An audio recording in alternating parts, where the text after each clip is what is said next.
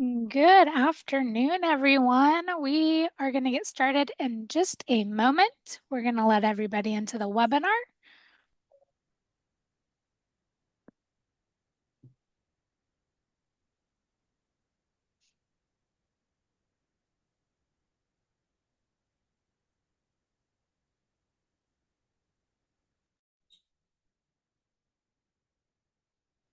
I just saw our numbers jump, so we're going to give it a couple more seconds for everyone to join us. Hope everyone's having a good day so far.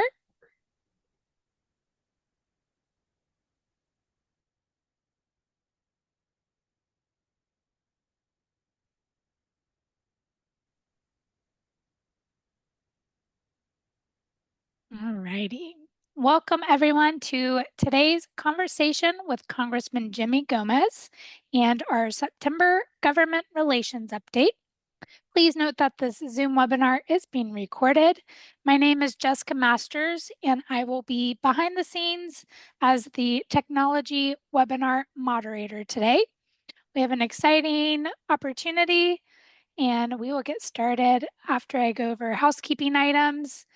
Please note to ask questions of the congressman and our speakers to please use the Q&A feature found at the bottom of your Zoom client. To ask questions of myself about NAEA or technical issues, please use the chat box. If you require closed captioning, please click Show Captions on the bottom of your Zoom platform. And with that, I will pass things over to Thad. Thank you for being here with us. Great. Thanks everyone for joining, and thank you, Congressman, for being here with us. I'll do a quick introduction of you. We've had a few of these this year. We had some of your colleagues from Ways and Means, Gwen Moore, who was great, and David Schweikert, who I saw just announced he's officially running for governor now, and also David Kustoff. So we're excited to have you here. And I know lots is going on today and every day up on the Hill. But just a quick introduction for folks that don't know, Congressman Jimmy Gomez represents California's 34th Congressional District, which is one of the most diverse districts in the country. He currently sits on the Ways and Means Committee, and he also serves as the Deputy Whip for Policy of the Democratic Caucus. During his time in Congress, he's championed several bills that work to help small businesses provide student loan tax relief, increase affordable housing, and expand clean energy initiatives. And Congressman Gomez has been a great friend to NAEA on the Ways and Means Committee, where he sits on the subcommittee on tax and also the subcommittee on work and welfare. And Congressman, as you know, the National Association of Enrolled Agents represents 65,000 enrolled agents nationwide. We've got a lot of those in California, and they are kind of at the front lines of helping taxpayers through representation and also tax prep. And so they're dealing every day with the IRS, with our tax administration laws, and sort of seeing firsthand what works, what isn't working, and what the impacts are to some of the policy decisions that are made here in DC. So we're excited to have a conversation with you. But would love to hand it over to you if you have anything you want to say, and then we can do a little Q&A. Yeah, no, thank you so much. First, just appreciate everybody's support, and thank you for having me. It's interesting. We had experience with an enrolled agent because my wife's mom, my mother-in-law, when she was alive, ended up having a stroke, and she couldn't communicate. She hadn't filed her taxes, and we needed help from somebody to not only get them filed, but also clear things up with the IRS. The IRS out of the blue swiped $13,000 out of her account, and we needed to use an enrolled agent, somebody who really just knows how to interact with the IRS to, one, get her money back, to file her taxes, and to make sure everything was up to date. And it's so important to have people that know what they're doing, especially when it comes to more complicated cases like that, where you have to prove why their taxes weren't filed. So I know the importance of actually having somebody that has that experience. And even my own the person who prepares my taxes.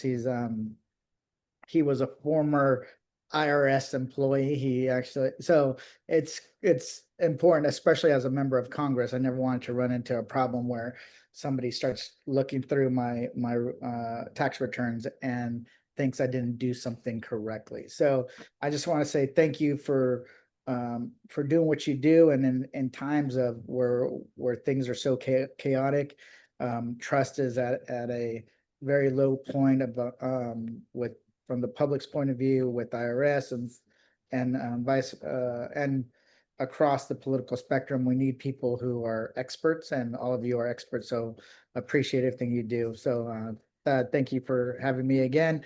I'm not sure if you picked this day on purpose regarding the government shutdown and said, "Man, it's a perfect day to have the congressman on." But here I am. I'm actually in Washington, D.C., and understand the consequences of not keeping the government open. So appreciate just everything you've done, and thank you for having me.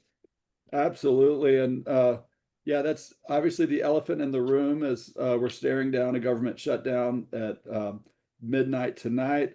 Some of the contingency plans are sort of still coming out from the different agencies, but one did come out yesterday afternoon from the IRS. And you never quite know what you're going to get in these things, but this one was interesting because it said they would use Inflation Reduction Act money to keep the IRS open, fully operational for at least the first 5 days. And then they kind of punted on what happens after those 5 days, or how much money they really had to run with. And so I think that had been floated last year briefly when they were looking at a shutdown about maybe using the IRA funds. But I don't know if you have any thoughts on that. And I think people were probably relieved that it's not going to be massive cuts just from a taxpayer service standpoint, but it's lots of uncertainty still, obviously. Yeah, no, I haven't heard that. And here in LA County, it's a big deal for LA County residents because we got an automatic extension to October 15th, including myself. I'll be honest, I have my meeting with my to get my taxes done on Thursday. So it's concerning about it getting shut down, because when people file their taxes, they're hoping to get their refunds back. And then also, I don't know what it does for the deadlines that people have. So I'm gonna inquire with my with the Ways and Means Committee staff and see if we can get something else from the IRS when it comes to people have deadlines. What does that mean? Is it going to give them extra time as long as the government is shut down? So let me try to look up get some further clarification from them. Yeah, and it's interesting because the IRS is traditionally called tax season January 1 to April 30th, essentially. Yeah. And so when they've done shutdown plans, they've often had one for tax season, one for non-tax season. But most EAs will tell you it's really a year-round tax season right now. And just, you mentioned the October 15th. There's lots of people that file their taxes on October 15th. Obviously, lots of businesses that file quarterly, whether it's payroll taxes or estimated taxes. And so it's kind of a misnomer to say, oh, we're only busy from January to April. Especially when they're trying to reduce their own agents, right? Their IRS agents. So no, but I'm gonna ask the Ways and Means staff to get some more clarification on that, especially because of LA County. Like I said, everybody in LA County, because the fires were extended to automatically, and I think that means a lot of people haven't filed their taxes, and that's a concern. So I'm going to look into that. How getting off topic just for a second? How was it up on the Hill today? I know that Republicans did not come back to town, that you guys were there and tried to bring up, a vote. Is it kind of eerie having half the people there, or what's the atmosphere? No, it's a little strange. And here's the thing, I want to just kind of like be clear. We were scheduled to be here when we left a week ago, a little over a week ago. We were already scheduled to be in session on a voting day this week. but the Republicans canceled votes, and what they did was they canceled votes so that they would put pressure on the Senate just to pass their continuing resolution. But that was a big, I want to say that was a big risk to take, especially since they control the government. They're in full control, the Senate, the White House, and the House of Representatives. So we wanted to come back and show the American people we're willing to negotiate and have these discussions and get something done, but they don't want to even talk. They don't even want to come back. And it was another point that a lot of people forget. Historically during government shutdown, it's because of divided government, except the ones under Donald Trump when they have full control. Usually you would cut a deal with some senators and you would keep it open, right? You give them some projects eventually on a deal. And they don't seem to want to even do any of that. So right now it's kind of a strange scenario playing out on the Hill. People are talking to a lot of media, doing a lot of press. The leadership is doing whatever and trying to put pressure on the Republicans to come back. And that's for a variety of reasons, not only the what Trump may try to do with the legal firings of federal employees, and then the ACA enhanced premium subsidies expiring that are going to devastate families across the country. You're going to see skyrocketing insurance costs on the exchanges. And what most people don't know, it disproportionately, probably your folks know, disproportionately impacts people in Republican states, because Republican states were the ones that were less likely to expand Medicaid. So people that weren't going to get their health care on Medicaid, they went to the exchanges and got those zero cost premiums. Those are going to drastically go up, and then people are going to drop their health care. So we're in a fight here, but I think there is a deal to be made if the Senate Republicans are willing to cut that deal with the Democrats. The House Republicans seem to be more recalcitrant than the Senate Republicans, and they're more in lockstep with Trump. So we're in a hard position, but people are here trying to gin up support for the Republicans to come back and do their jobs. And speaking of partisanship and bipartisanship, there have been some, even though obviously the reconciliation process was extremely partisan and most of this year has been extremely partisan. If you look at some of the stuff that the Ways and Means Committee has done, specifically in the tax administration space, that it's one of the few areas where there has been some good bipartisan bills passed that NAEA supported. Just to name a few that were earlier in the year, there was the Electronic Filing and Payment Fairness Act, which applied the mailbox rule to electronically submitted tax returns. There was a bill on math errors, which something EAs are all too familiar with, trying to make those a little easier to understand. There was one around stolen checks. And then I think it was just or maybe 2 weeks ago, you guys passed legislation modernizing the U.S. tax court, giving them more flexibility around deadlines and things like that. And then some stuff on approvals at the IRS around penalties, kind of fixing some problems there. So there's this is kind of the boring in the weeds policy stuff, but there is some bipartisan agreement. And I know that in the Senate, between Crapo and Wyden, they've got this big discussion draft that actually hadn't formally been introduced yet, but they have a bipartisan bill that they're working on that has a lot of provisions. And wondering, I know it's unpredictable with the shutdown and everything else, but wondering if you think there is some opportunity for some kind of bipartisan, bill in this Congress.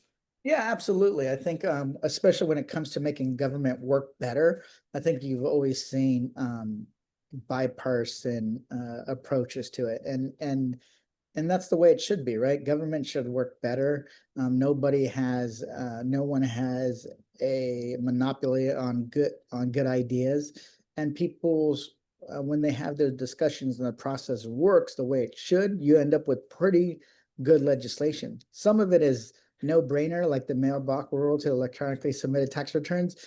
You know, that's it's like how many people actually like file right on electronically now. It reminded me of a time when I was in the legislature and I had to eliminate the use of telegraphs. And I made a joke how, oh man, I'm going to have the telegraph industry in my office trying to kill the bill. This, but it's, but we can do it. And I think that if we, that bill has a good opportunity to get passed if we can get past this shutdown. But yeah, you're right. A few weeks ago, we passed almost every bill almost unanimously, and maybe Yeah. one bill that had a few dissenting votes from our side. But no, it's bipartisanship is possible. It's not going to be on the sexy stuff. It doesn't get the viral moments or the clicks, but it does make life easier for my constituents and people across the country. Yep. Well, and as soon as the reconciliation bill passed in early July, I know Speaker Johnson came out and said, "Let's do another one." And there was some I don't want to say momentum, but there was some, excitement or rhetoric among some House Republicans, like, let's do another one of these bills. If you talk to the Senate side, they were a little more tepid because they were like, what are we to do? More Medicaid cuts? We don't know if that's the answer, and I know there were some senators calling for that. And so it seemed to have lost steam a little bit, but I've also talked to offices on both sides of the aisle that have said, don't count it out because they can do that on a party line vote. And if Trump still has stuff he wants to achieve, do you think the chances for a second reconciliation bill are dead, or you think they're still out there? They no longer like the one big beautiful bill, right? They're running from it. They're like, they won't have town halls, they won't talk about it. And then they do talk about it, they just get creamed in their districts. And they're even trying to rebrand the one big beautiful bill. They're like, they went to the White House trying to come up with a different name and a different way to sell it. And it's like, well, you can't sell something that hurts millions of Americans, no matter what they try. So I don't think they're going to try to do it. That's my gut, because all we're going to do is bring up the fact that they just cut $1 trillion off of Medicaid, how they get cut food assistance. So we'll just keep hitting on them. So I don't think they'll try it. If they want to come back and say, okay, we're going to undo some stuff, or this new package is going to be dealing with housing, for example. Housing is a priority for a lot of members across the country. I'm working with Mike Carey on a tax incentive to convert office commercial real estate to housing. If they're doing something tighter, then I think there'll be more agreement. But the question is, where do they get the money? If they're going to follow their own rules, they have to get the money from somewhere. And I don't know if they can, but I'm not sure if they're going to want to cut more from Medicaid, cut from different departments. I'm not sure where they would get the money. So that's my concern. But if they want to do something that's more targeted and they're going to work in coordination with the Democrats, I'll do it.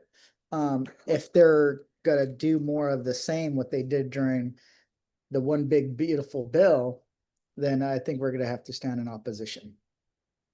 And I know are some provisions that were not dealt with in the first bill that are expiring. One that always comes up is the work opportunity tax credit, which has a lot of bipartisan support.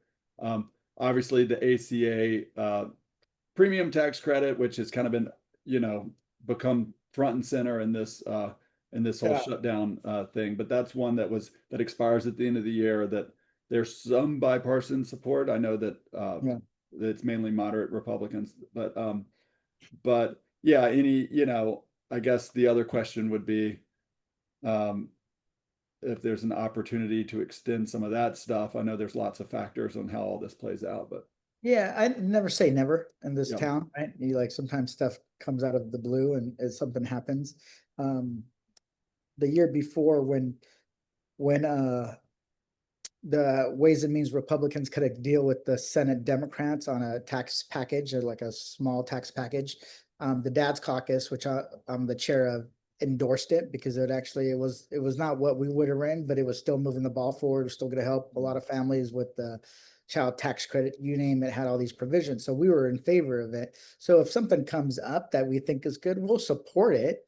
Doesn't mean that it will necessarily make it through the entire process. Where I see where Republicans and Trump are more willing to cut deals is often when we have a divided government.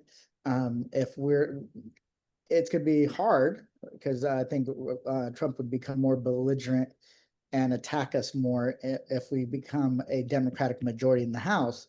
But that's when you can actually cut a deal with Trump, and then the Republicans in the Senate often fall in line with whatever he wants. So that's best case scenario. But if somebody reaches an agreement on something and it's kicked over to the House side, if it's good, we'll support it. Doesn't mean that we won't stop attacking them on the stuff they've already done, but we'll cut a deal with them on stuff that I think will move the ball forward on housing, education, healthcare, you name it, business, or just making the government work better. We're willing to support that. Tell us a little bit about the Dad's Caucus. I feel like folks would be interested to hear about that. Oh yeah, so the Dad's Caucus I started in January of 2023 after I took my son on the floor of the House in a baby carrier during the speaker's vote. We went viral, and somebody goes, "Hey, you start the Dad's Caucus." And I was like, great idea, because then it would create a platform for me to push issues that I was always working on: paid family leave, affordable child care, the child tax credit, affordable housing, not affordable housing, housing that's affordable. And so I started the Dad's Caucus, 6 members, and now we're up to 45 members, including 3 senators: Andy Kim, Ruben Gallego, and Adam Schiff. And then Hakeem Jeffries, after he saw the fact that we were discussing the stuff families cared about, reducing the cost of living, making things more affordable. We talked about the ACA subsidies expiring last year, sent letters to trying to get attention to it, because we knew that this was going to devastate families. So we're 45 members strong, and we run the political spectrum, at least on the Democratic side, from progressive caucus members to blue dogs to new Dems, all parts of the country. We have Brad Schneider. We have Brad Schneider, who's the head of the New Dems. He loves the caucus because we talk about family issues. And what we're trying to say is, how are things going to help families or going to hurt families? Our 3 platform pillars are affordable child care, paid family leave, and the enhanced child tax credit. So it's a good group of members, and we have monthly meetings. We get involved. We even started a PAC, so members, you take care of it's good policy, good politics, and then they get a little bit of financial support. But we weigh in. We endorse bills. People come by and ask us to endorse bills. So we get attention, and I think it's partly for the people out there. It's partly because it's still kind of a strange idea. It's kind of a man bites dog kind of headline. Dads fight for families in Congress. So it's still kind of novel in that respect, but we do actually do the hard work. Very cool. Very cool. Well, switching to the IRS, they've had an interesting ride, this last 6 months. With Billy Long, there were a lot of folks that were surprised by his nomination, did not think he was qualified. They kind of rammed him through. He got in there, and then pretty quickly he was out. And now he has been, you really can't make this stuff up. When he announced that he was going to Iceland to continue the work of the administration as ambassador to Iceland. Anyway, curious, I don't know if you served with Congressman Long, but so I went on a trip with him on the Republican the former member of Congress study group. I can't remember if it was Korea or Japan that we went on. And he was a Trumper from get-go. He would hand out $45 bills with Trump's face on it. It was just kind of a shtick. And nice guy. I didn't really know him very well. But he was nice enough. He would talk to you. He wasn't he wasn't that much, at least in my opinion, what I saw of him, of a bomb thrower. And I heard he didn't last because he wasn't willing to go along with some stuff that would actually be against the the mission of the IRS, is what I heard why he didn't last long, that he just refused to do certain things. And if that's the case, I'm like, this is all like what I've heard. Good for him, right? Because the IRS shouldn't be politicized. It shouldn't be a political thing.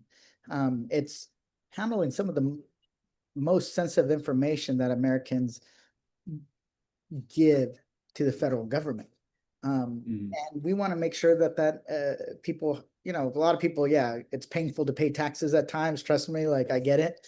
Especially my wife is an independent contractor and we have to pay in chunks, right? That's even more painful. But in order for people not to feel that their information is going to be weaponized against them, they have to think it's apolitical. Like it's dollars and cents, it's regulations. I want the people at the IRS to be nitpicky. Dot every I, cross every T. Oh, you didn't do that form correctly. You got to go and do it again. That's what I want, because then I know it's not about politics. It's not about who I am. It's about the process.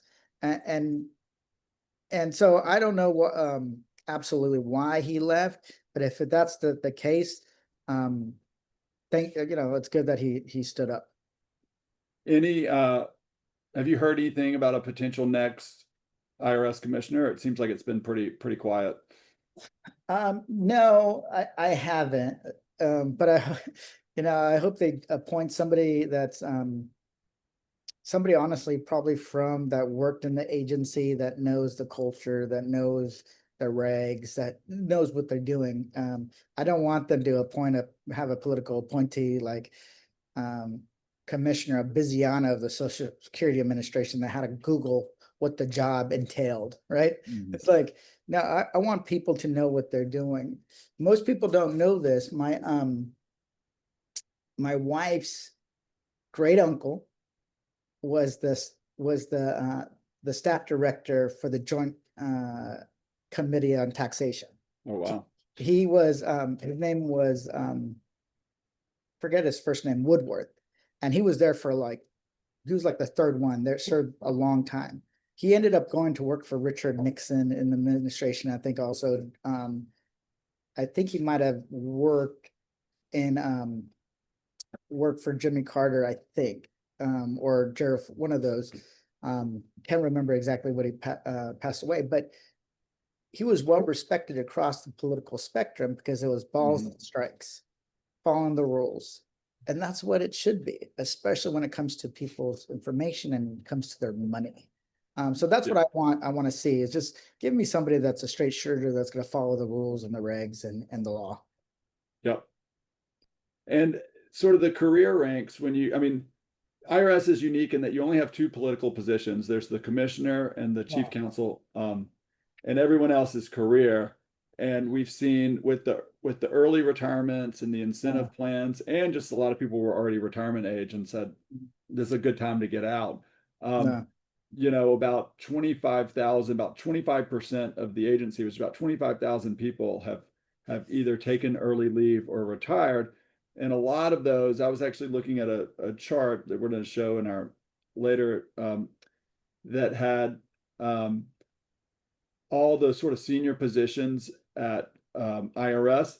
And I'd say about 70 to 80% of them either had turnover or vacant, or don't have the sort of seasoned folks in those positions, which obviously creates a vacuum in terms of knowledge, in terms of how things get done. And so it'll be interesting to see how they navigate that. We have seen that they're starting to rehire some people I saw that took the incentive. And so, but I don't think a lot of those people, they're not going to be able to rehire, Yeah. And it's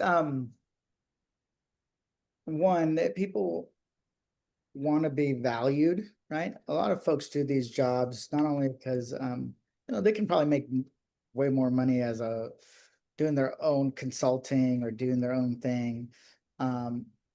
they see it as public service, but I also want to be valued. It's not just a paycheck. It's about like respecting what people bring to the table and what they do. So I can see why some of them don't want to come back.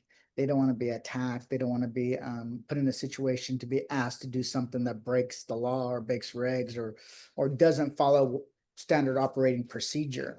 And I think that's a shame. And the damage that's going to be inflicted on the IRS on just kind of people's faith is going to be hard to measure in the short term. But we're going to have to figure out if we, once the administrations change, will how we kind of. So there's a lot to do, but a lot of these folks also, hopefully, when administrations change, they still feel a sense of duty, and we can get them back to at least get things back in order. We're gonna open it up. We've got a few more minutes. We're gonna open it up to see if there are any questions in the audience. Any questions, Michelle? Yeah, there was one. Let's see. When a congressman or woman reaches out to the IRS to resolve a complex issue, what is expected as far as the turnaround time for a resolution of that request? So I guess, in other words, do they act on it right away because you're a member of Congress, or do they put you in line with everyone else? No, when it comes to when a constituent reaches out, the timing, I had a conversation with my caseworkers recently.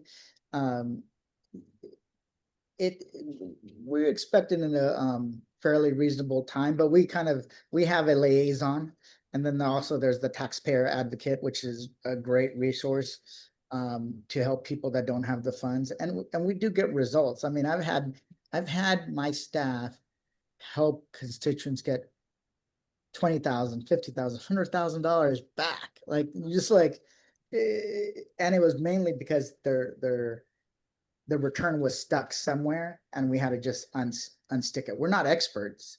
They would just have to like get it made a priority and to help out. So we do that all the time.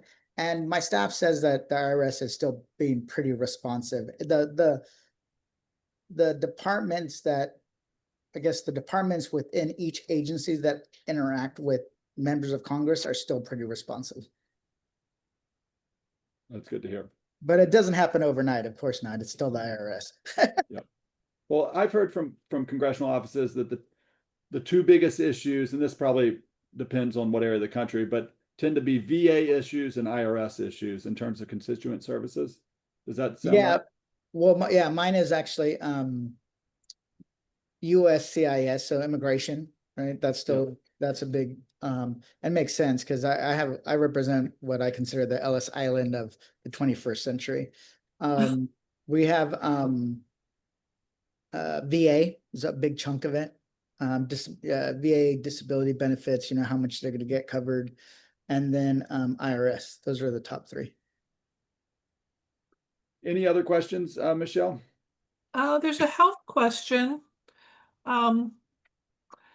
Whether you would support bipartisan legislation to recognize infertility as a medical condition and make IVF and assisted reproductive technologies and related expenses tax deductible, which is proposed in HR 8190 in 2022.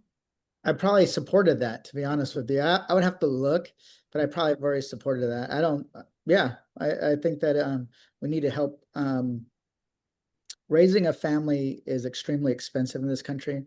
And then if individuals are having a challenge conceiving, I think that's something we definitely should consider. I was actually thinking about how do we, off the top of my head, could we make a larger share of childcare expenses tax deductible, or some kind of a bigger portion for individuals, because a good example, childcare. So no, I would be in favor of it. I have to look at the bill, but I'm surprised I didn't co-sponsor it back then.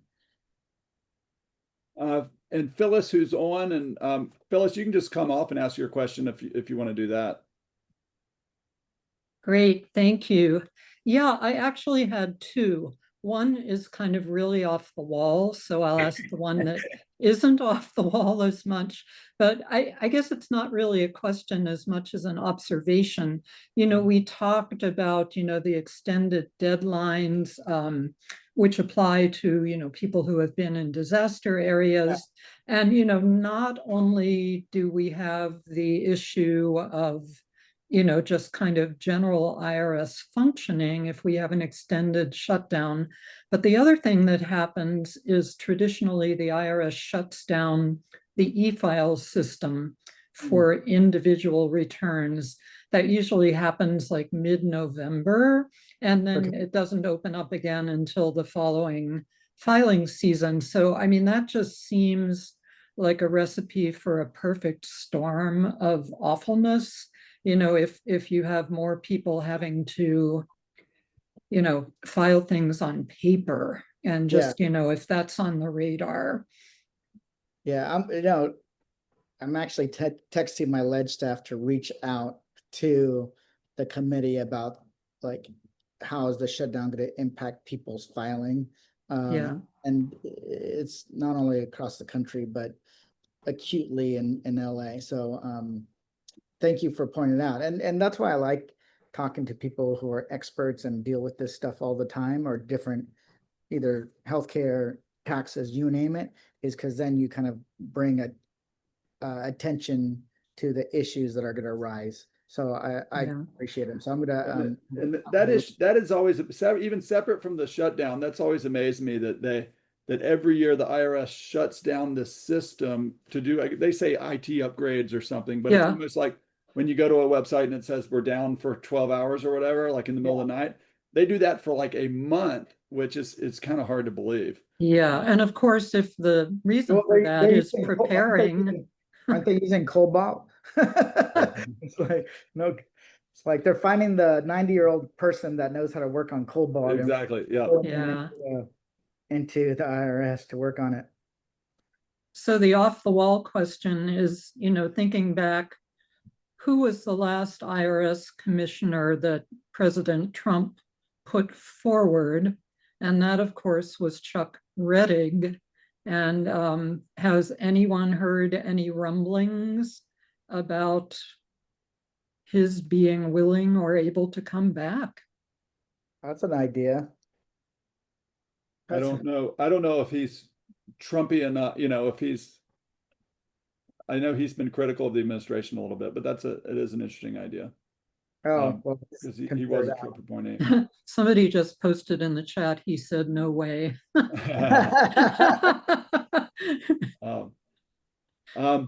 Well, I know you have a hard stop, Congressman, but we really appreciate you being here. We wish you best of luck in the coming days as you guys, you know, are working to keep the government open, and also as Ways and Means Committee kind of finishes out their year. We appreciate all the work you do to try to put, you know, these tax administration issues. They're not always the sexiest issues. They're not always the most fun, but they impact every taxpayer. And we appreciate the work that you do. But I don't know if you have any closing comments, but it's great to have you here. I wish we can get back to a time when it was just these kind of issues, right? How do you make the government work for people? How do you help people change their own lives? I love to kind of get back to that era, because right now we're too far removed. But one of the things that I've always stressed is that I'm a generalist. I know a little bit about a lot of different issues, and I rely on the professionals who do this kind of work all the time. So enrolled agents, all of you, Thad, Phyllis, everybody that's comes by and talks to us about how legislation is going to impact not only your profession, but also our constituents and taxpayers. It's priceless, because you guys do have the deep knowledge. So appreciate everything you all do. Keep it up. And I know that if there's a bipartisan deal to be made, we'll make it. Awesome. Well, thanks so much. Appreciate it. And have a good week. Thank you. Appreciate it. Thank you, guys. Bye.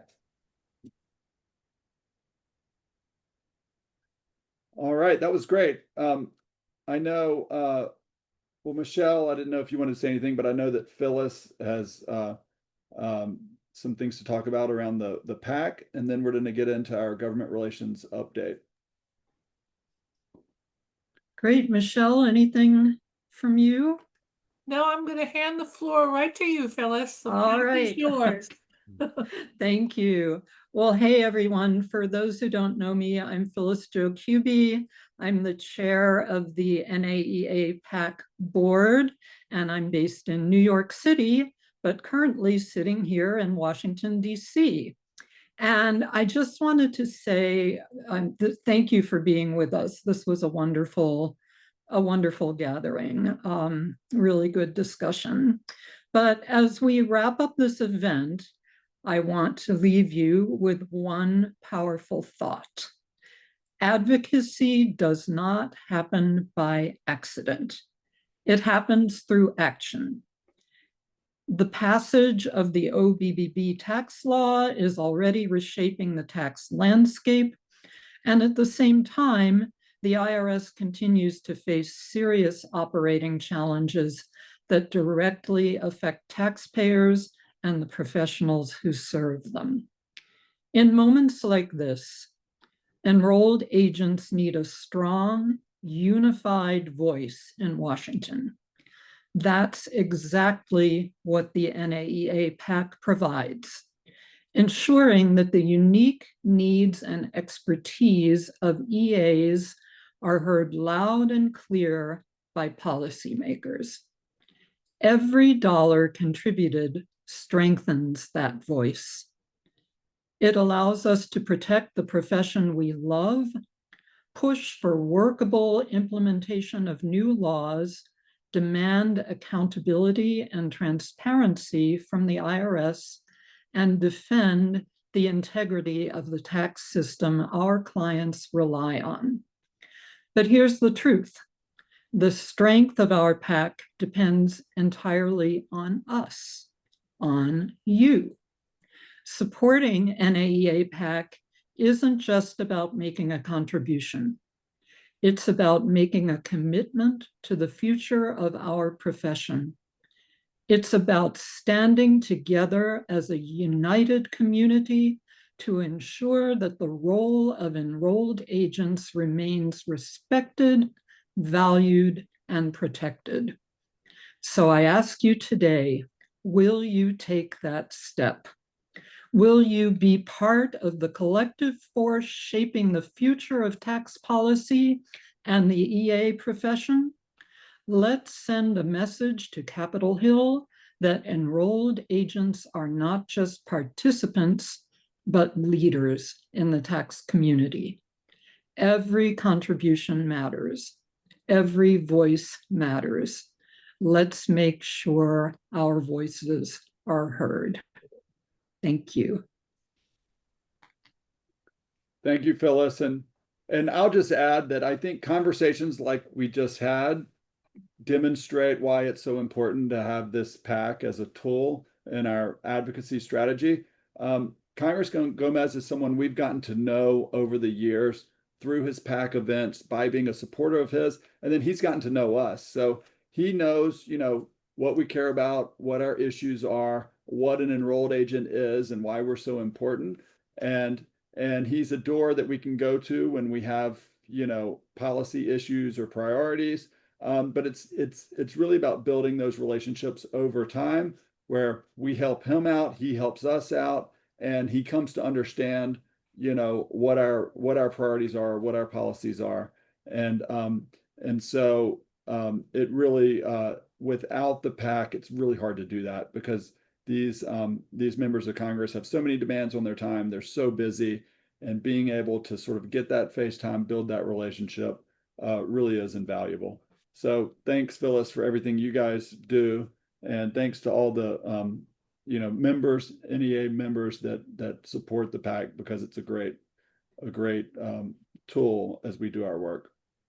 And thanks to Meg for putting in a link to donate in the chat. Very timely. While we're on the topic of advocacy, I think I'll just drop in a little comment here about EA Advocacy Across the Nation Week coming up November 10 to 14. I just want to say today's technically the last day to sign up, but if anybody wants to sign up, they should go ahead, because at this point we're all about building relationships. This is what this whole thing is about. And we have about 125 EAs right now in about 35 states signed up. So that's a huge impact. And for all those members of Congress who maybe don't know much about EAs right now, I suspect they're going to know a whole lot more during the week of November 10 to 14. So if you haven't signed up, please do. And for folks that haven't been as tuned into this is in your districts, in your backyard, so you don't have to get on a plane to come to DC. We're going to be, you're going to be setting these meetings up with your local congressmen, your local senators in their offices there. So it makes it a little easier. I know everyone's busy. Sometimes it's hard to come to DC for fly-in, that kind of thing. Well, I will go ahead and share my deck for the government relations update. Oh, Jess, it says sharing is not allowed. I just sent a request for that. Just accepted. Okay, perfect.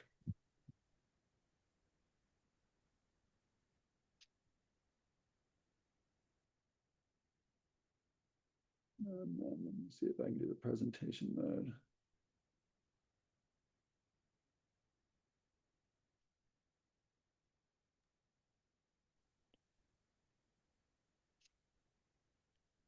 All right, does everyone see that?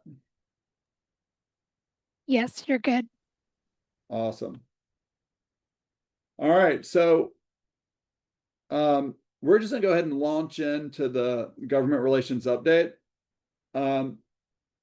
I have a lot of slides, but a big chunk of them in the middle are on the tax bill, the big beautiful bill act. And so we'll go through those kind of quickly because most folks are, familiar with what's in there. We don't necessarily need to recap everything that's in the bill. But we're going to try to work through this. If you have questions, go ahead and ask the questions. Michelle's going to be monitoring that. And we'll just do questions throughout the presentation. We don't necessarily need to wait until the end. And let's, if you have other things you want to share, just put it in that Q&A box, and we'll go ahead and launch in. And this hopefully will build off nicely of what the conversation was with the congressman. So we're going to start with the shutdown update. We tried to make this a little catchy, so we have the shutdown showdown. Obviously, this has dominated the news the last couple of days, and will definitely dominate it going forward. I think there's as high a probability as we've had in a long time, maybe ever, that there's going to be a shutdown at midnight tonight. Of course, there's always the chance that they could reach some kind of deal, but even if they did, they would have to, they wouldn't be able to get it passed by tonight. But chances are both sides are going to let this go into shutdown and then start jockeying, figure out where to go after that. And this is a full government shutdown. Sometimes you have partial shutdowns where, like in 2018, they kept the Defense Department open and a few others, but this is for the full federal government. So Democratic leadership demands, sort of what are Democrats asking for?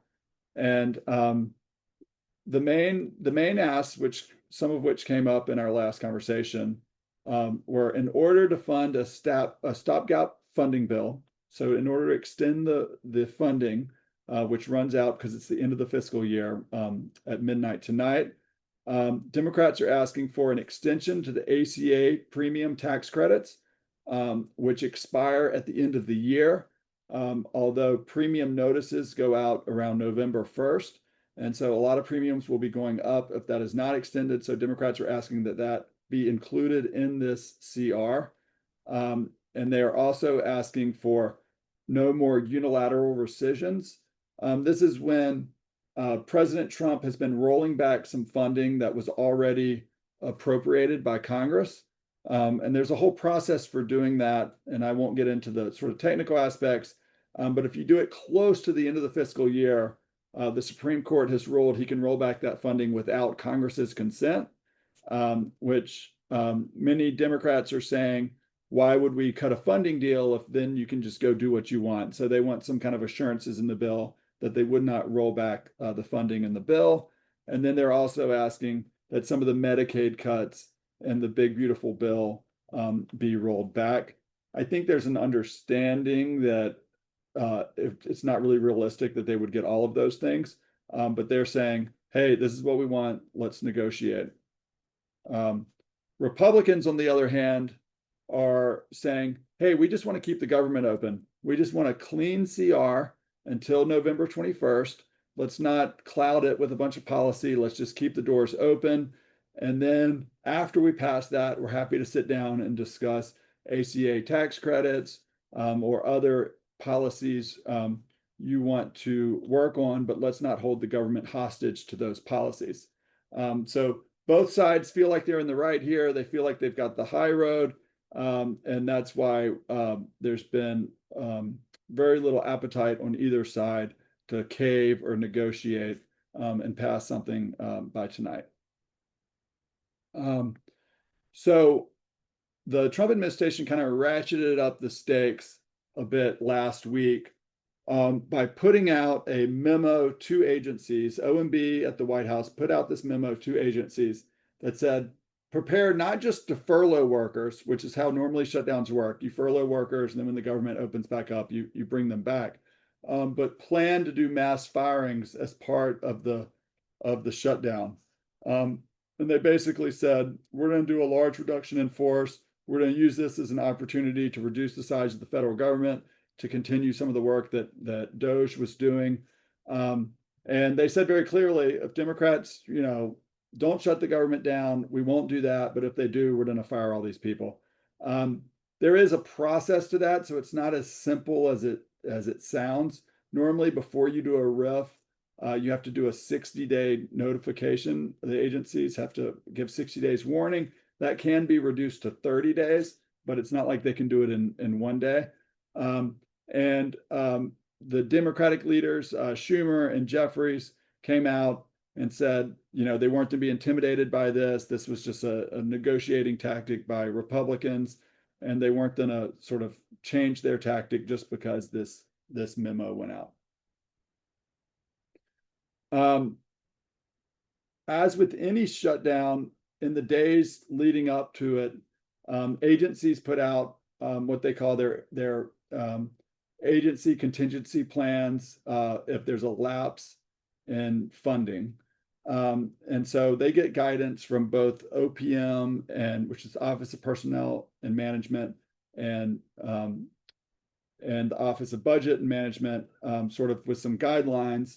And then they come up with these plans and submit them. This is the plan that came out yesterday for the IRS, which basically said, hey, we're going to keep the IRS fully operational for now, which I think is good news for enrolled agents, for taxpayers, that they will tap into Inflation Reduction Act funds, which is no year money. So basically that was a big pot of money that they had until 2031 to spend. So it's not caught up in the annual appropriations process. And the plan says that they can do this for the first 5 days, and then it'll be reevaluated. Folks aren't quite sure, it's just kind of punting the can. It's not quite clear how much money they have if they wanted to go, well beyond the first 5 days, or how that would be handled. But so technically the plan's just for the first 5 days. And before this came out yesterday, we were trying to think about what challenges this shutdown were going to create for EAs, whether it was going to be long phone lines, enforcement actions being curbed, the folks you're working with on an audit maybe being furloughed. and not being able to do some sort of basic work. The good news for EAs and taxpayers is at least for these first 5 days of any shutdown, that will be curtailed. And then just going back to this one. So what's next? You know, how long will it take? I mean, no one knows the answer. You know, assuming we shut down tonight, how long will it take before we reopen? Congress obviously has to either strike a deal or one side cave. And if you look back, the last sort of real shutdown we had was in 2018. And it was a partial government shutdown because there were a few agencies like DOD that they did get a full bill passed for. But the government shut down for 35 days. And that was over the holidays. A lot of people said they'd never allow a shutdown over the holidays. That was over the holidays from mid-December until mid-January. And the issue on that one was Democrats were saying, let's do a clean CR.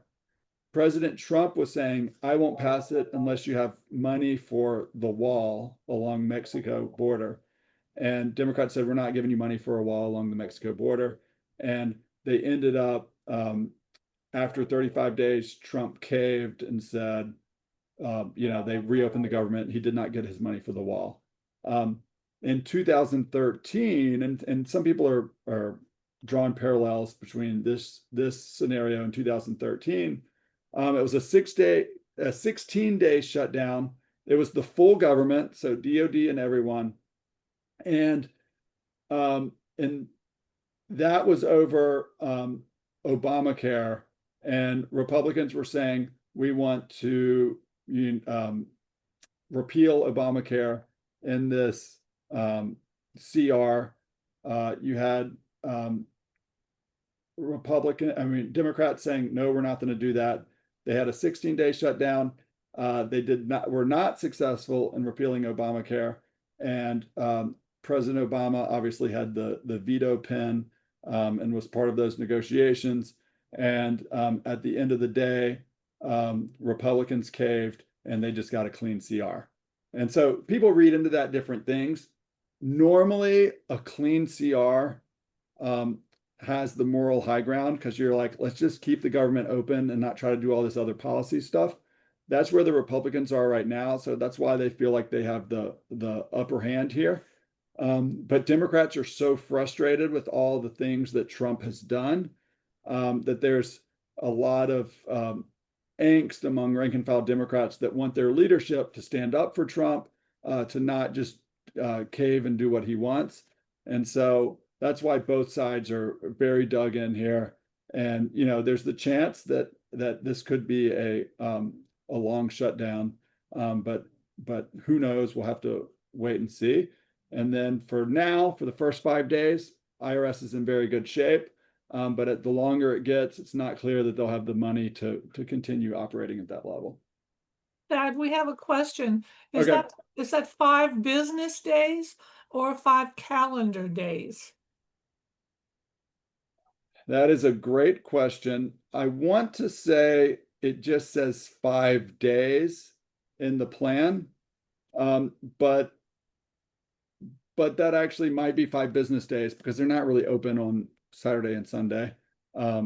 So in terms of actually funding it, but it's a great question. I'm not exactly sure, but the actual plan just says 5 days. Thanks.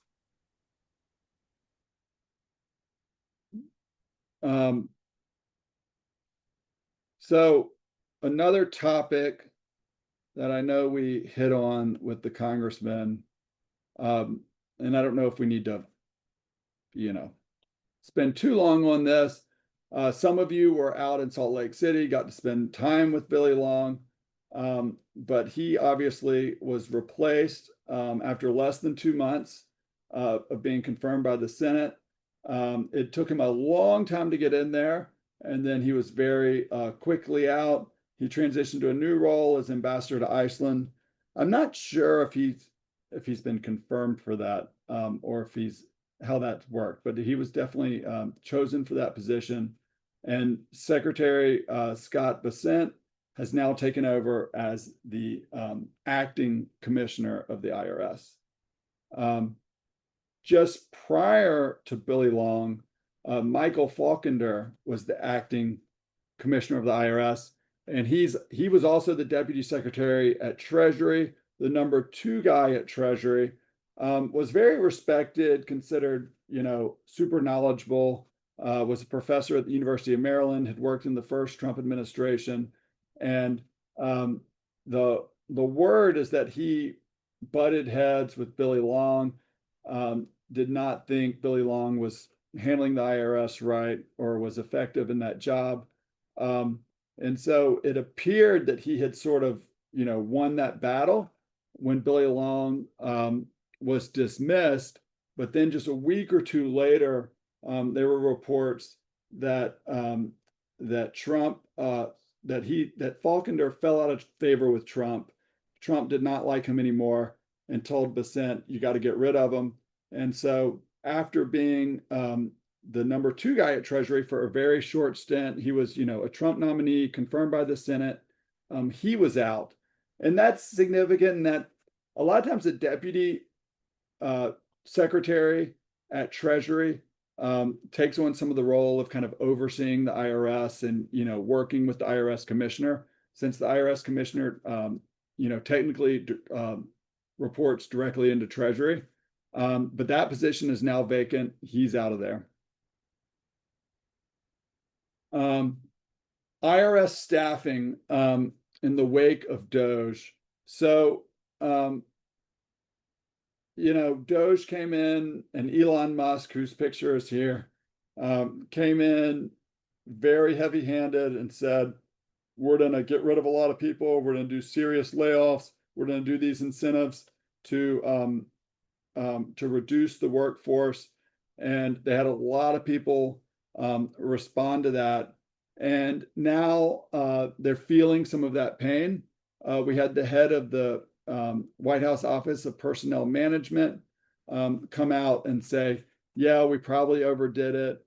We had a lot of people that decided to leave early that we had in critical positions. We're trying to hire back a lot of those people. I think it's still a pretty small percentage of the people that left, but there is an effort to hire back senior leadership in some key positions. And then when Bessent took over, he said, and this is back in August, I think, he told IRS executives there not going to be any other reductions in force at the IRS for the foreseeable future, and that the Treasury Department was also giving the IRS the opportunity to hire back some of the employees who took the deferred resignation in an attempt to fill a critical role. So similar to what OPM was saying is, hey, we're going to stop the layoffs and actually hire back some people, which was pretty big news, because there were a lot of people at the IRS that had been warned, hey, there are going to be further layoffs. Be ready. We're going to significantly cut your department. You might lose your job, or people in your department might lose it. And so people were kind of walking on eggshells over there, worried they were going to lose their job. And then they got this reassurance that that they were kind of done with that for a little while. Now, of course, the shutdown adds a whole new element with the memo saying that they would, do additional layoffs, but we haven't heard anything specifically about IRS in that conversation. Just another example of sort of the chaos here. So the IRS had posted back in August that they were hiring a lot of customer service jobs, over 4,000 jobs. And that got news because they had just laid off, or I say laid off, they had just incentivized 25,000 people to leave early. And then all of a sudden they came out with this job posting where they said, we're going to hire, 4,000 plus full-time customer service reps. There were a few articles on that. Those jobs immediately got taken down. And then now they have gone back up there, and they are hiring, although more part-time jobs, not as many full-time jobs. These part-time jobs, you can keep them on for a few years, but they don't have the same protections. And there's a fewer amount now that they're looking to hire, but they're still looking for, you know, thousands of folks, 2,150 positions for frontline customer service positions that they're looking to hire. And this is all about tax season, right? I mean, I think that, you know, Elon Musk came in full force, let's reshape everything. And then he left. And then you have Secretary Bessent in charge now. And he's kind of looking around saying, hey, I don't want the IRS to implode on my watch. I don't want tax season to be a disaster on my watch. You know, what do we need to do? And I'm sure people at the IRS are saying, this is going to be a disaster if we don't staff up. And so that's why they're looking to hire more folks. This is the chart that I referenced with the congressman. This is, you know, leadership at the IRS. The pink reddish color is turnover. The clear is vacancies. The gray is placed on leave, and the white with the check around it is elimination. And so, as you see, there are not a lot of blue boxes, and the blue boxes are people that have been there a long time. You still got Ken Corbin as the Chief Taxpayer Experience Officer.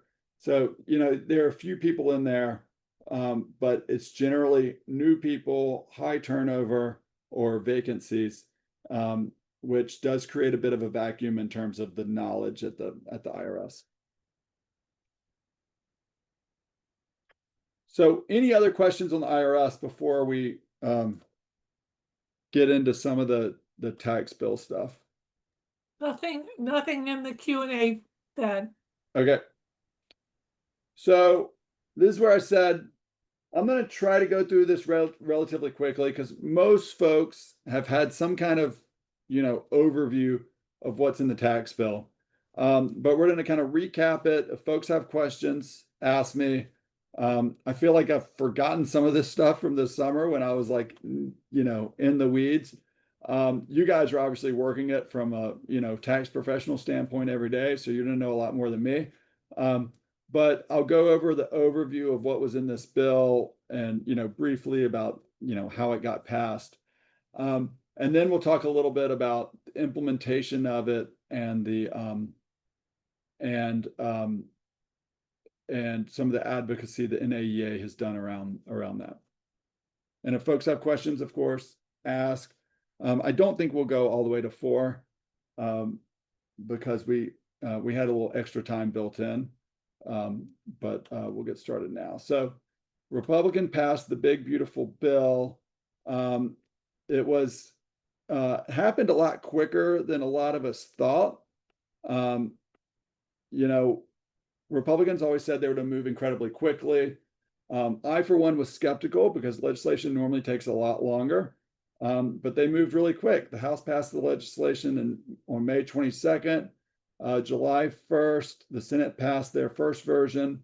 July 3rd, they passed a second version.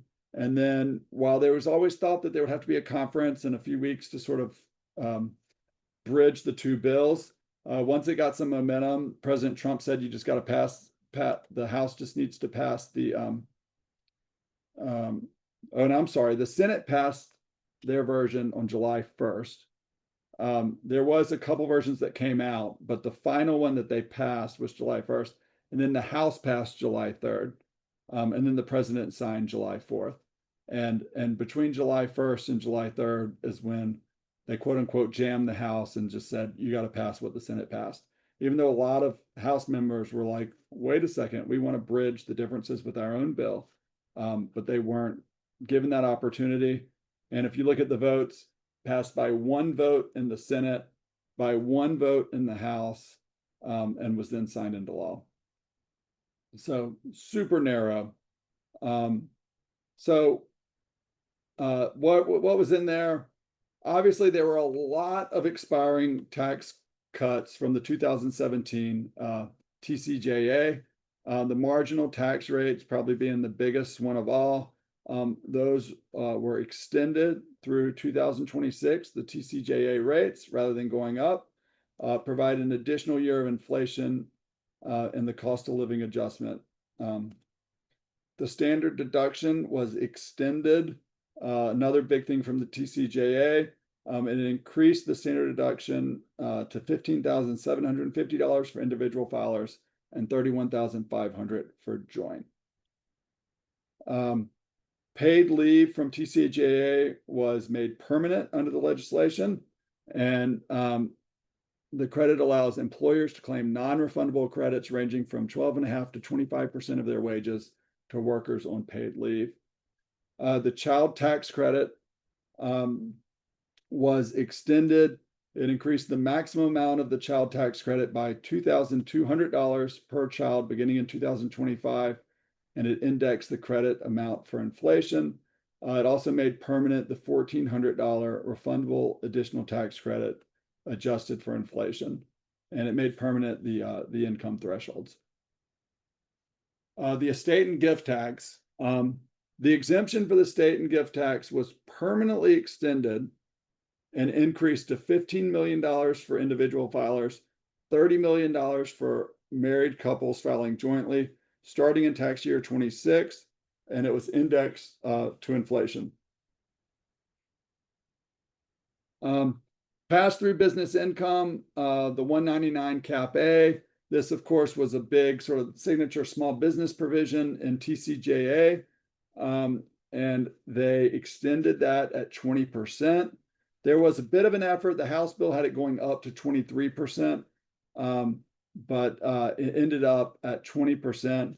But it did increase the phase-in range, making the deduction more generous for those phasing out of the credit. So it increased those levels where you phase out. And there was a new minimum deduction of $400 for eligible taxpayers with at least $1,000 of pass-through income.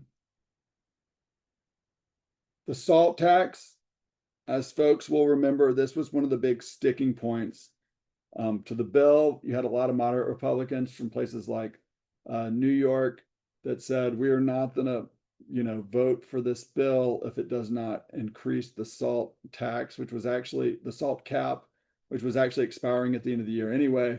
And so this was one of the few areas where there was real negotiation going on between the House and the Senate, and it where they ended up is the legislation temporarily increases the SALT deduction cap to $40,000 from its current $10,000. Households with income under $500,000 qualify for the whole deduction, and then it starts to phase out. But in 2030, the SALT deduction cap reverts back to $10,000. So that was a big deal. This was not a permanent increase. It goes back in 2030. And then there were the big campaign promises, the new tax deductions. No taxes on tips, which created a deduction for qualified tips for taxable years 2025 through 2028.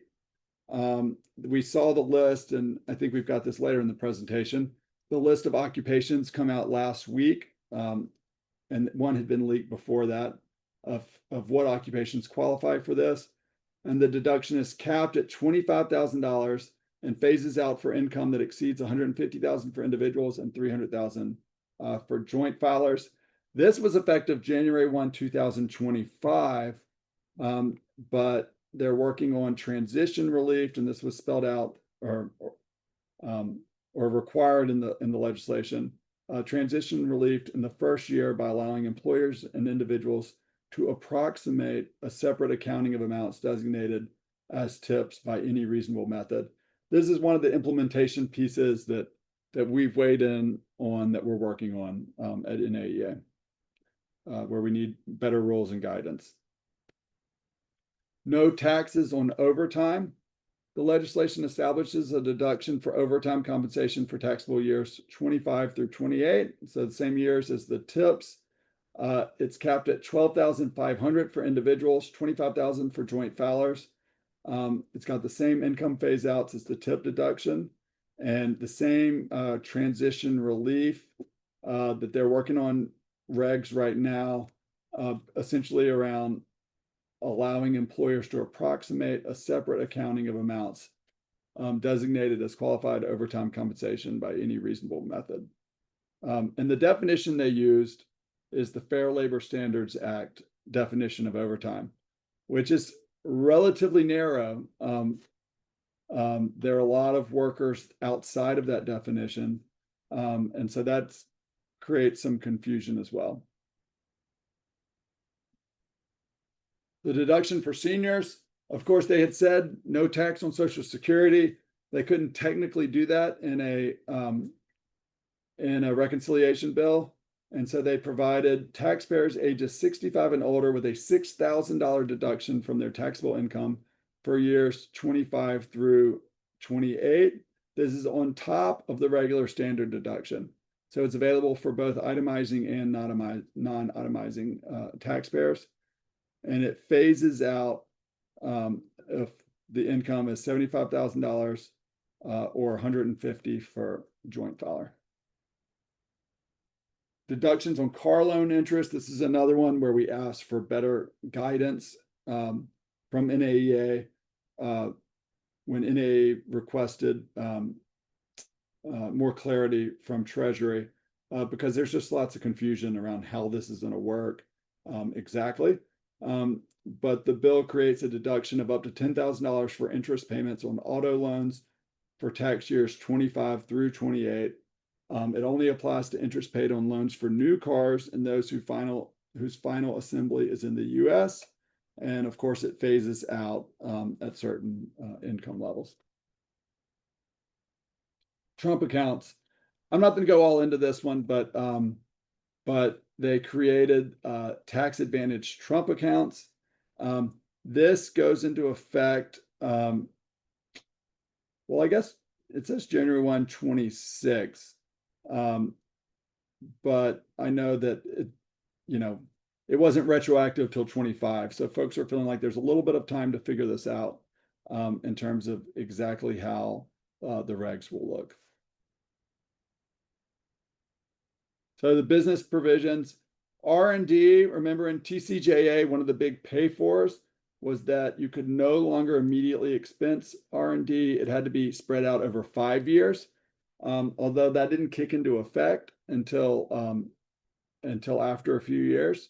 And then folks did not like it. They wanted to be able to immediately expense their R&D. And so this takes it back to pre-TCJA, where you can do that in 1 year.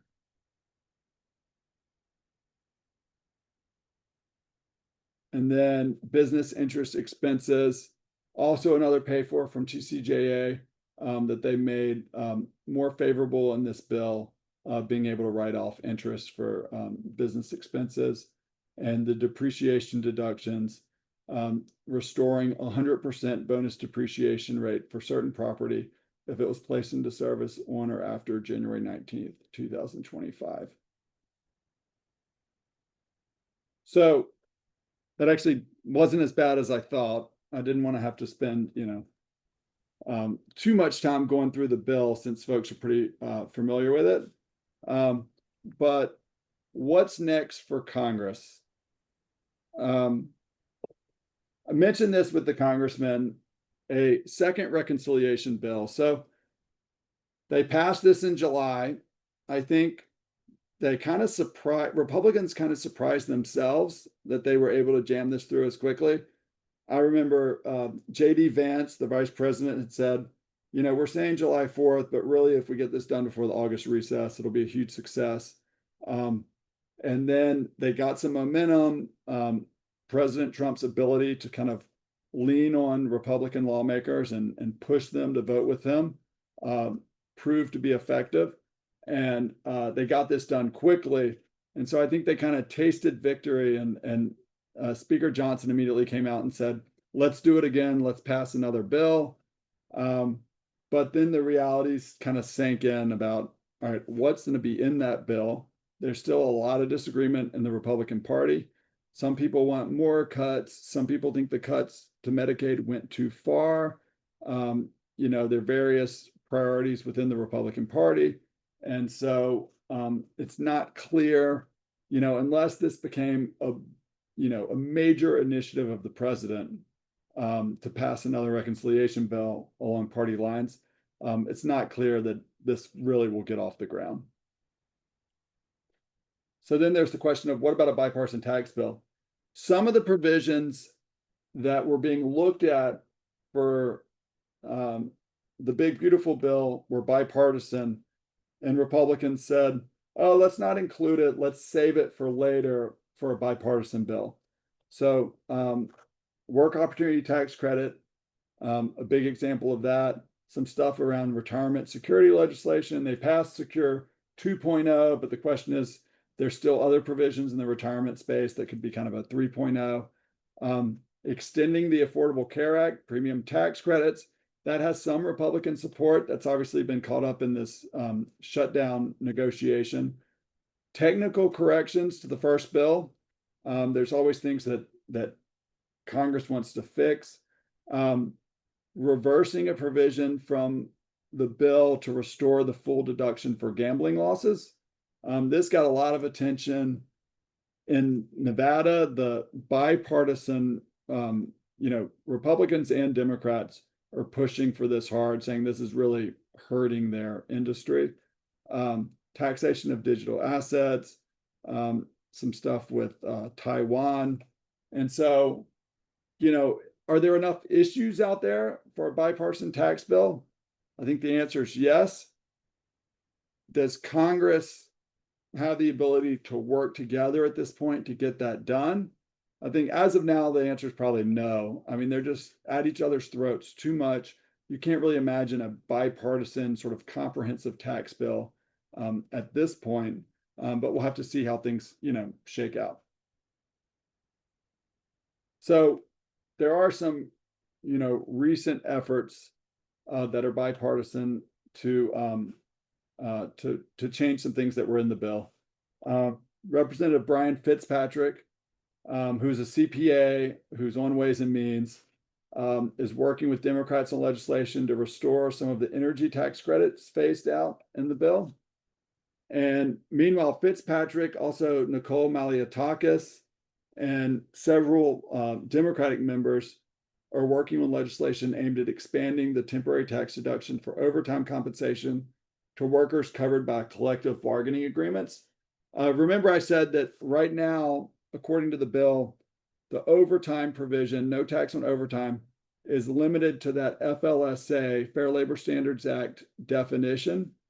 And so there could be some farm workers left out, folks under collective bargaining agreements, different union workers, others that are not covered by FLSA. And so there's an effort to expand that a bit. So Treasury Department and OB3 implementation. So Congress always passes this bill. They put all these deadlines, January 1st, 2025 for some of them, January 1st, 2026. Some of them have a little more time to 27 or 28. But it all goes over to Treasury and the IRS to make this work. That's particularly hard when you've had so many retirements. You look at IRS Chief Counsel, which has a lot of the regulatory jobs. A lot of those attorneys left. Ken Keyes was confirmed, and he is the Assistant Secretary for Tax Policy at the Treasury Department. This is the position that kind of runs quarterback for implementing major tax legislation. They work with the IRS, they work with other folks at Treasury. They make sure the regulations are written, that they're getting feedback, and that these laws are implemented. He got confirmed June 26th and is essentially in charge of implementing these bills and getting them up and running, these provisions in the bill. So a couple things. They have to issue the necessary regulations to implement the law. They issue guidance to help taxpayers understand what they must do to adhere to the new provisions. Think of Q&As like during COVID, all the Q&As that came out. similar type stuff around implementing this bill. They define certain terms and provisions like no taxes on tips and overtime. You know, a lot of these provisions might be several pages long in the legislation, but to implement them, it literally takes, tens and hundreds of pages. And so they're filling in all those gaps. They're updating the forms and systems to reflect the changes made by the provisions. They're training customer service workers on the new provisions and enforce taxpayer compliance with provisions that roll back certain tax credits. So a lot of work to be done at Treasury. And we've seen some of that start to trickle out. And we've also gotten feedback directly from Treasury. And in terms of, the no tax on tips and overtime was January 1, 2025.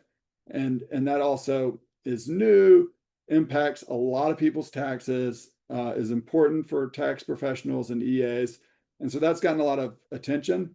But they had to get the list of occupations released before October 2nd. That is out.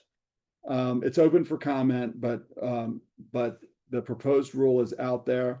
They defined it relatively broadly in terms of the number of occupations that they included. They have proposed some W-2 changes in terms of where on the W-2 these things will be reported. The new numbers around overtime and tips. Those are not final. They're still taking feedback. NAEA weighed in with some feedback, but those will probably be finalized next. And then they're looking at doing the transition relief for 2025. That was that line in the bill that said there should be flexibility and transition relief for 2025, since folks, didn't know in last January, that they had to track, overtime according to the FLSA, or track, tips according to these occupations, that kind of thing. I'd say it's a bigger issue with FLSA and overtime, because you might have been doing a higher state standard or a higher standard that the employer or the labor agreement required. So that'll be coming out.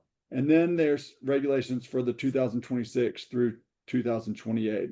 And so we know they're trying to get this out quickly. It might be a situation that if it doesn't come in time, we're asking for more time, more transition relief. But that's kind of their top priority right now. So we have, in addition to conversations we've been having, we've sent a couple of letters. One, this is back in May before the bill passed, but this was to the Secretary of the Treasury, raising some issues around staffing, modernization, making sure they understood, where we were, what our priorities were with this new administration. And then we sent one just this month to Assistant Secretary Keyes, outlining some questions around no taxes on qualified tips, no taxes on overtime compensation, deductions on car loan interest, how that works with the forms and the new proposed W-2. And so we got technical feedback both in Salt Lake City from folks on their opinions around this, and also from our Government Relations Committee, which sort of helped build the feedback that we provided in this letter. Hey, Thad, we have a couple questions. Okay, let's go for it. One is, a member has heard that the IRS will likely issue guidance by something other than regs due to limits on them. Can you comment on that? That sounds right. I mean, I've heard that they are struggling with the staffing at the IRS Chief Counsel's office, that they lost like over 100 attorneys. And so they're having to do some real prioritizing and cutting some corners. And so it might not be, some things are going to have to wait, and then some things they're going to be cutting some corners. And so there is a level of flexibility. I mean, some things need notice and comment, but other things you can do with FAQs or more informal guidance. And so I haven't heard that specifically, but I wouldn't be surprised if some of these things are handled a little more informally to give themselves more bandwidth. And we have another one. This will be a tricky one. Why don't tax pros ever get tax breaks? You know, fee deductions, overtime tips, etc. So funny you say that. A proposed rule came out yesterday to cut the P10, the cost of a P10. And you guys are going to be saving a whole $1 a year on this, or however often you have to pay for a P10. So they have proposed cutting the cost of a P10. I think is it from 11 to 10 or from 9 to 8, something like that, Michelle? Oh, I'm not sure of the number. So, you know, it's well, first of all, EAs are taxpayers and small businesses and pass-throughs and all that. And so folks are, benefiting or not benefiting in the same way as many other taxpayers are. But when we're advocating for these things, at NAEA, and this came up during COVID with various industries, when people were looking for, bailouts or I don't say that derogatively, but when people were looking for help during COVID, how do you define the industries? Who are you looking out for?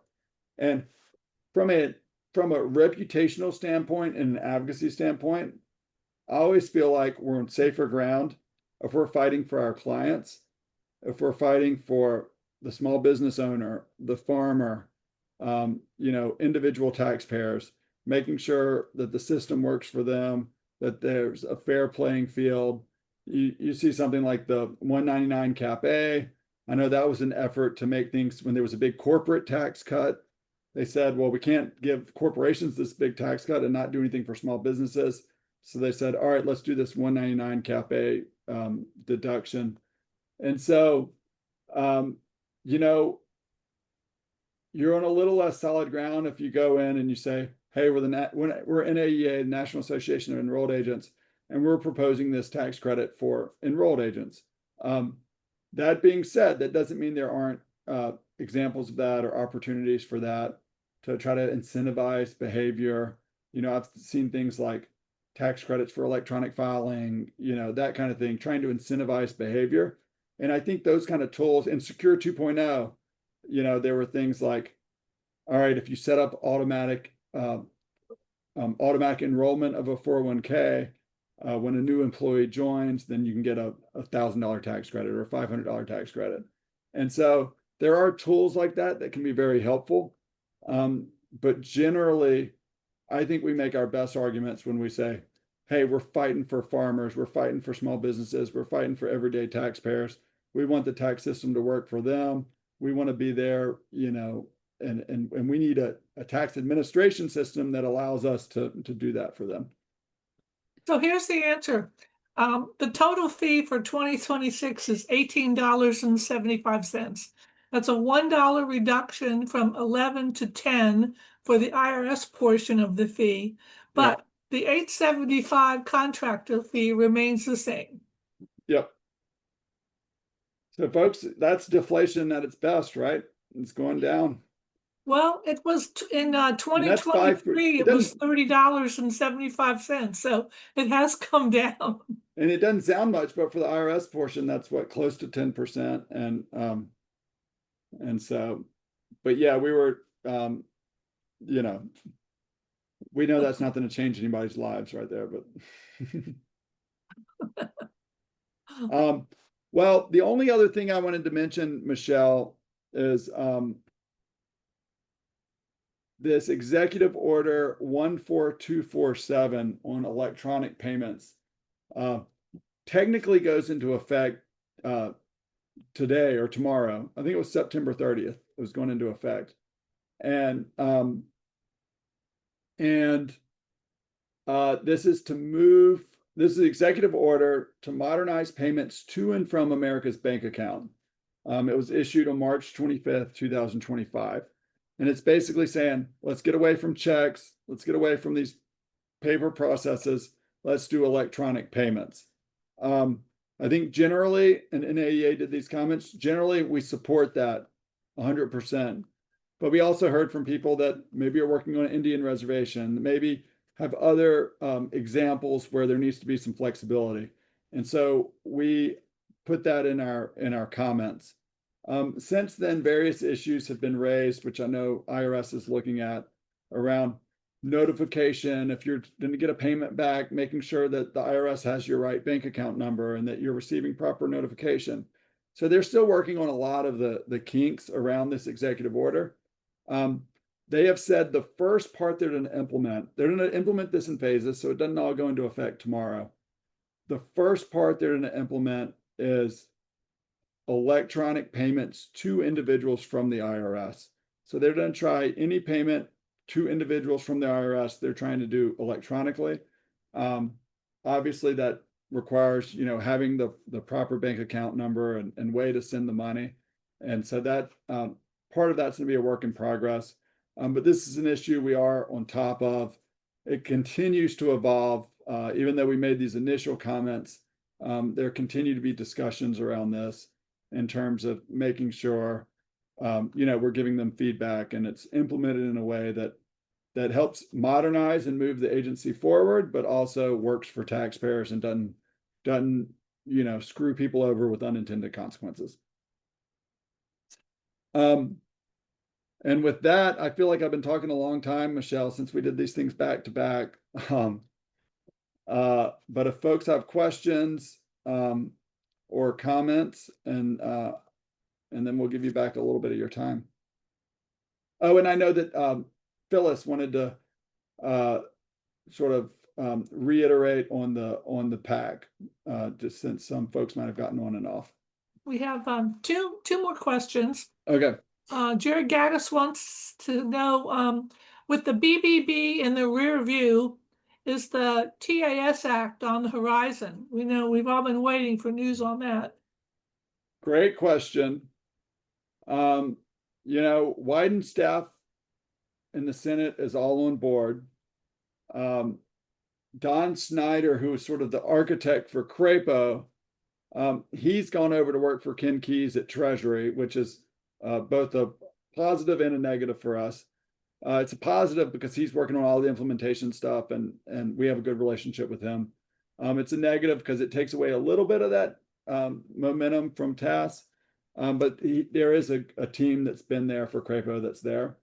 I think the challenge is in this partisan environment, making sure CRAPO can kind of keep Republicans in line to move forward with this. And that the House is kind of a willing player too. The House is doing it a little more piecemeal. There is a hope.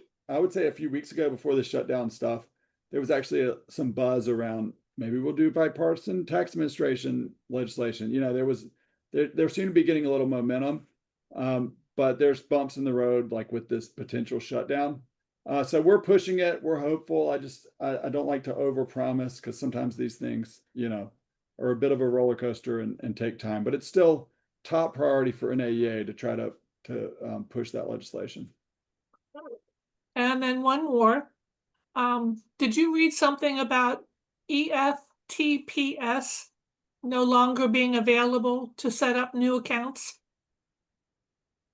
So I know that the IRS has been doing a big modernization effort around EFTPS for a long time, and that